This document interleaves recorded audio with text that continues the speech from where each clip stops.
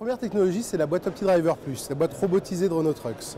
Donc cette boîte a été adaptée au monde du travaux public grâce à un logiciel, un réglage de cette boîte. Donc en mode normal, la boîte est réglée en mode économique. Et dès que le chauffeur a besoin de motricité, dès qu'il se retrouve en difficulté, il a un mode qui s'appelle le mode off-road et qui lui permet d'avoir toute la motricité du camion.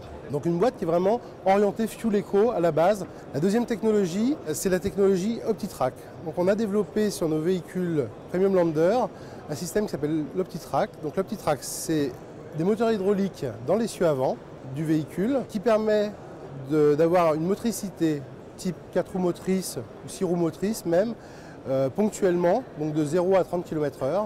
On a l'avantage, c'est d'avoir toute la motricité des 0 km/h sur notre système puisqu'il est pris directement sur le moteur. On n'est plus en transmission permanente comme sur un 4x4 ou un 6.6 conventionnel, on est sur quelque chose d'hydraulique, donc on emmène moins de mécanique, donc on a des gains de consommation. Donc la dernière technologie, c'est l'arrêt du moteur automatique.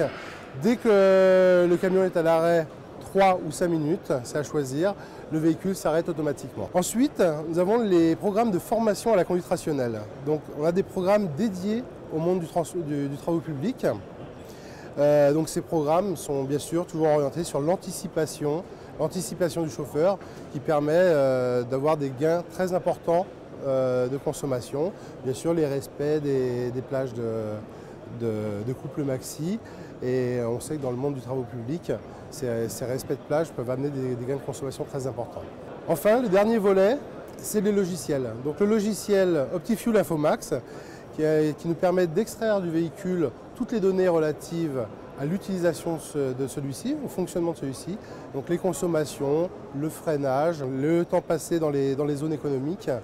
Et donc là, on a vraiment avec ce logiciel la capacité d'animer les chauffeurs et de leur préconiser des changements quant à leur conduite. Dans le monde du BTP, on arrive à obtenir des gains qui sont très importants. On va communiquer au minimum à 15% de gains de carburant, mais selon les métiers, ça peut aller bien au-delà.